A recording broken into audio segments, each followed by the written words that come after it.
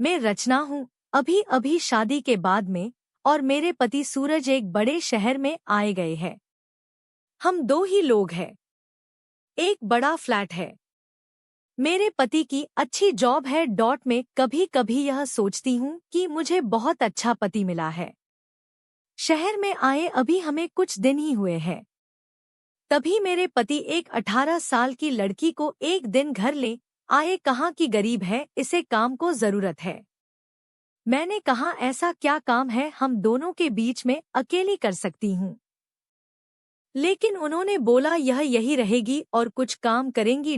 मैंने बोला ठीक है। किसी अजनबी जवान लड़की को इस तरह अपने घर में रखना मुझे कुछ समझ नहीं आया, वो भी तब जब मैं मना कर रही हूँ। रात मैंने सोचा कि उनसे पूछूं कि आखिर यह लड़की कौन है।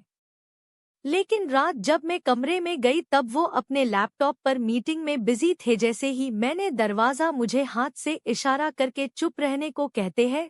में बिस्तर के एक साइड पर सो गई। सुबह करीब 7 बजे मेरी नींद खुली। तब मैंने देखा पतिदेव बिस्तर पर नहीं है।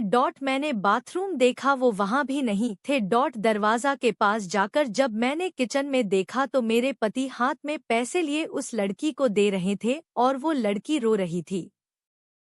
वो उसे चुप भी करा रहे थे। पैसे देकर वो मुझसे मिले। बैगर बाहर मैन डोर से निकल गए। मुझे अब कुछ समझ नहीं आया कि बात क्या। थोड़ी घबराहट भी हुई। अजीब अजीब ख्याल मन में आने लगे। साथ ही यह भी ख्याल आया कि जो मैं सोच रही हूँ ऐसा कुछ भी नहीं हो। मैं बेडरूम से बाहर आई, वो लड़की ने मुझे देखकर अपने आंसू पोंछ लिए।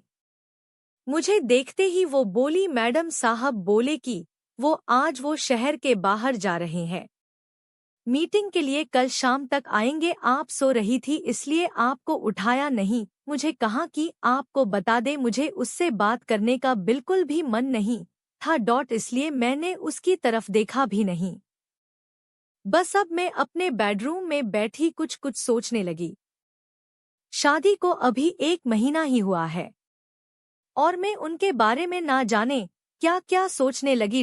लेकिन उन्होंने मुझे सोचने का कारण भी दिया है। एक तो यह लड़की वो अचानक ले आए, मेरे मना करने के बाद भी उन्होंने इसे यहाँ काम पर रखा और आज वो उसे रुपए भी दे रहे थे।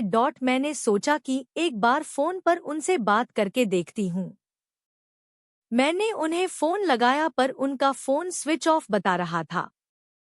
यह पहली बार था जब ऐसा हुआ कि उनका फोन बंद है। अब मेरा सर और भी चकरा गया। इतने में वो लड़की रूम में चाय लेकर आती है। बोली, मैडम चाय। मैंने भी उसको पूछा, तुम्हारा नाम क्या है? बोली, राखी। उसके पास फोन भी था और अब वो वाइब्रेट हो रहा था। फोन को रिसीव करने वो दौड़कर मेरे बेडरूम से बाहर गई। मुझे दूर से अब यही सुनाई दे रहा था कि उसने कहा कि मैं आती हूँ। फिर बात करके वो फिर मेरे बेडरूम में आकर कहती है, मैडम मैं 2 घंटे में आती हूँ। मुझे कुछ काम आ गया। इतना बोलकर वो मेरी हाँ सुने बगैर ही चली गई। में कुछ बोल ही नहीं पाई, लेकिन फिर 2 मिनट मेरे मन में आया कि क्यों ना उसका पीछा करूं। और मैंने 1 सेकंड में कपड़े चेंज किए और उसके पीछे हो गई। वो मुझे मेरी बिल्डिंग के नीचे दिखाई दी। उसके बाद उसने एक रिक्शा लिया, मैंने भी रिक्शा लेकर उसका पीछा किया। रिक्शा एक पतली सी गली में रुका। वो वहां से उतरकर पैदल चलने लगी। बहुत सारे छोटे छोटे घर से होते हुए वो एक घर के आगे पहुंची। मैं लगातार उसका पीछा कर रही थी। क्यों कर रही थी, क्या जानना चाहती थी, इसका मुझे कुछ पता नहीं था, बस मैं उसके पीछे थी। दरवाजा खुला और खुलते ही वो लिपट गई उसकी माँ से जोर से। माँ और बेटी दोनों रोने लगी।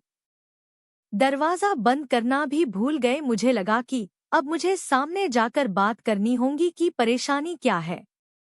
मैं उसके सामने गई। मुझे देखकर लड़की बोली, मैडम आप यहाँ पर। मैंने कहा, तुम्हारे साहब बोल गए थे कि तुम्हारा ध्यान रखना। उसकी रोती हुई माँ बोली कि ऐसा इंसान बहुत कम मिलते हैं। मैंने पूछा, क्या परेशानी है आप मुझे बताएं। माँ बोली कि इसके पिता साहब ऑफिस में सिक्योरिटी में नौकरी करते थे। अचानक हार्ट अटैक से उनका देहांत हो गया। इसका एक भाई है लेकिन उसे पीने और जुए की लत है। वो मेरे पास एक पैसा नहीं टिकने देता था। मैं अपनी परेशानी लेकर साहब के पास गई और उन्होंने पैसों से हमारी मदद की।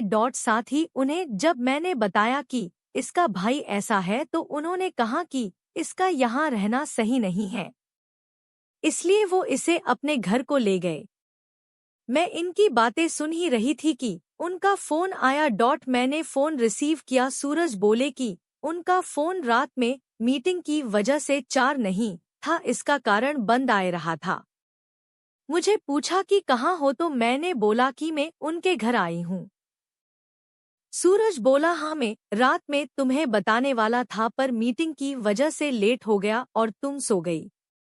मुझे उस समय जो सही लगा वो मैंने किया, इसलिए मैं उसे तुम्हारे पास ले आया। मैंने कहा बिल्कुल ठीक किया आपने।